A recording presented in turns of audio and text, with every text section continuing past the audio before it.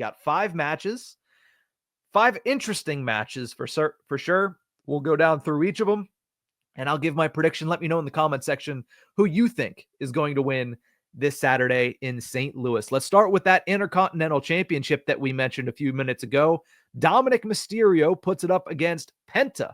This is a rematch from the night after Mania where Dominik Mysterio was able to retain thanks to the help of J.D. McDonough, coming back from that horrific injury that he suffered a few months ago in a match against the War Raiders. But at the end of the day, Dominik Mysterio is learning about being a target whenever you have the title on your shoulder. He has Penta coming after him. He has AJ Styles now gunning after him. Fortunately for him, he has his good buddy, the dad who stepped up, Finn Balor, who's going to take care of AJ Styles on Monday Night Raw next week.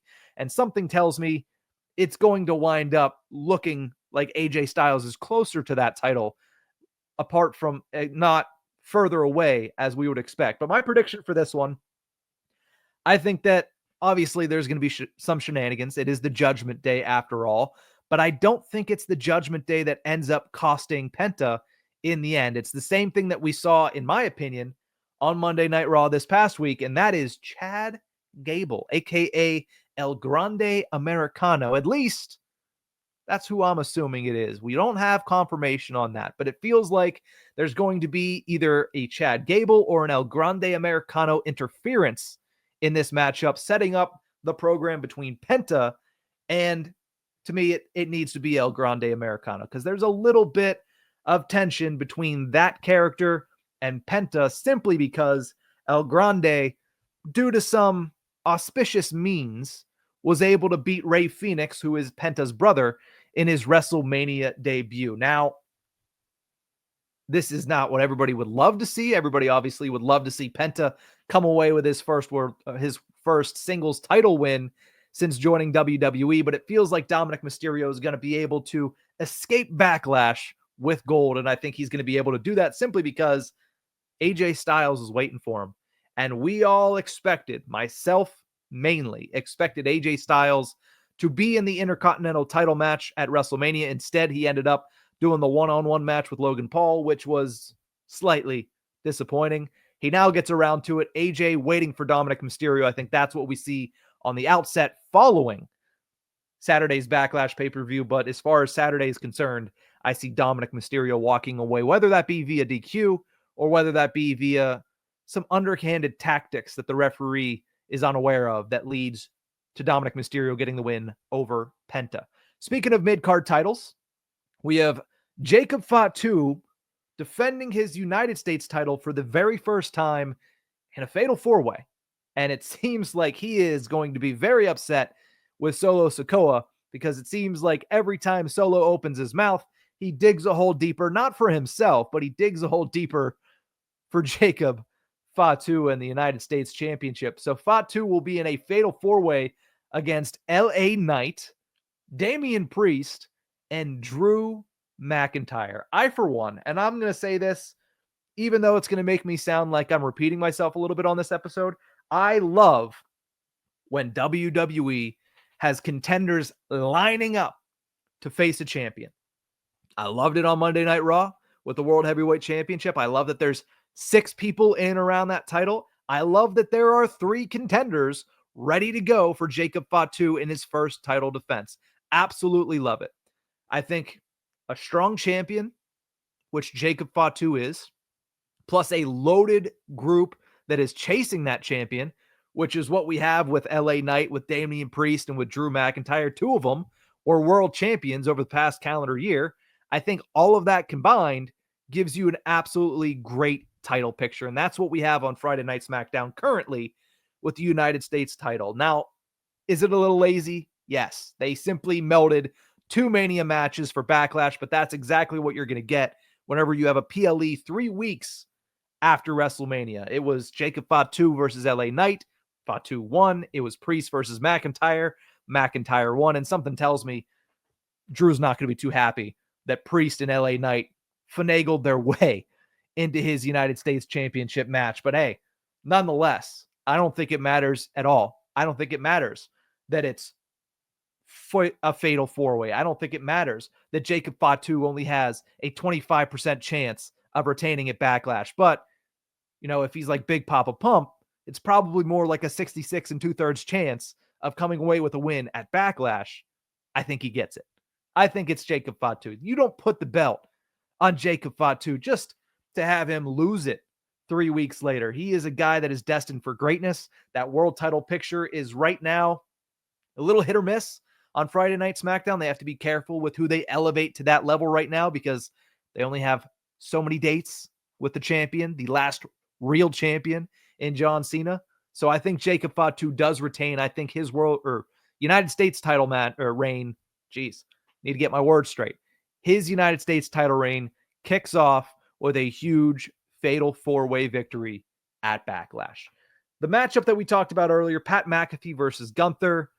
The quote, what do they do with Gunther after his loss at WrestleMania?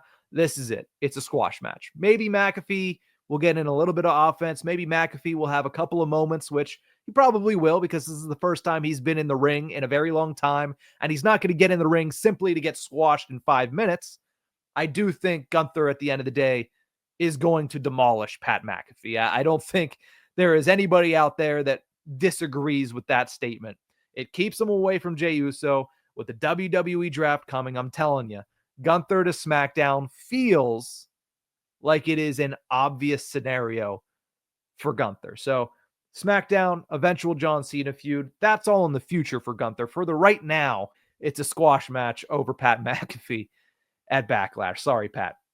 The 2 co-main events. We have the main event, and then in my opinion, we have this second match that should be considered a co-main event for this PLE, and that is Becky Lynch versus Lyra Valkyria for the Women's Intercontinental Championship.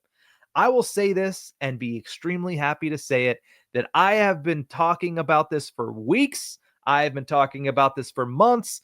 WWE is crushing the Women's Intercontinental Championship. See, AJ Styles, it's tough for you to say it on Monday Night Raw. It's tough for me to say it here on Tuesday night at about 11 p.m. But this matchup continues to prove that on Monday Night Raw, the mid-card title, the Intercontinental Championship, is being treated much better than the United States title is on Friday Night SmackDown. Simply because, 1, it's actually getting a PLE match.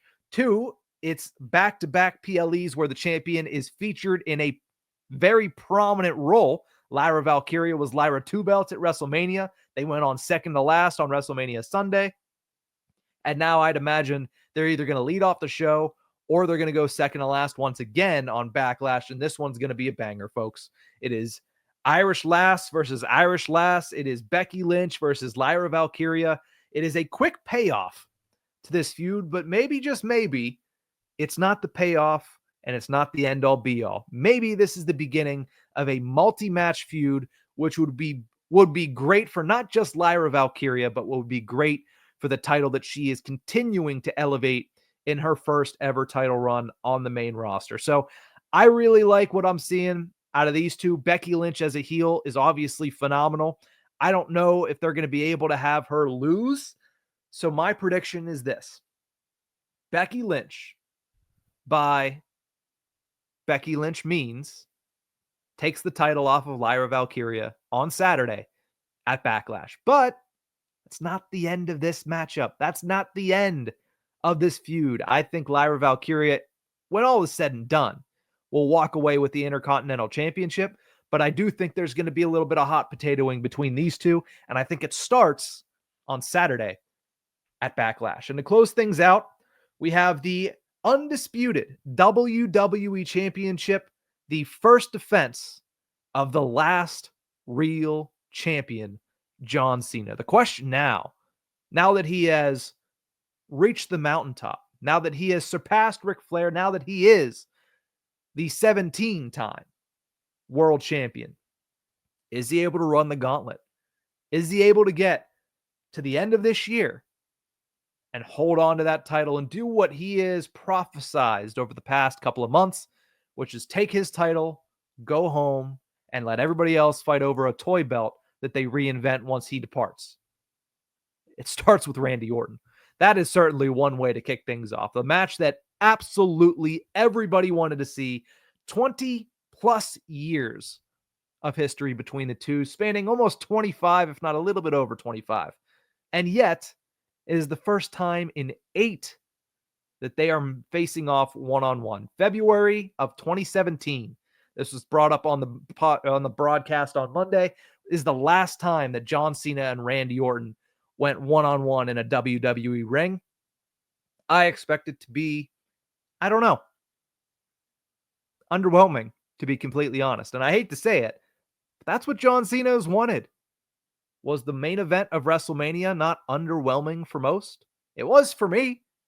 It was John Cena doing what he said he was going to do.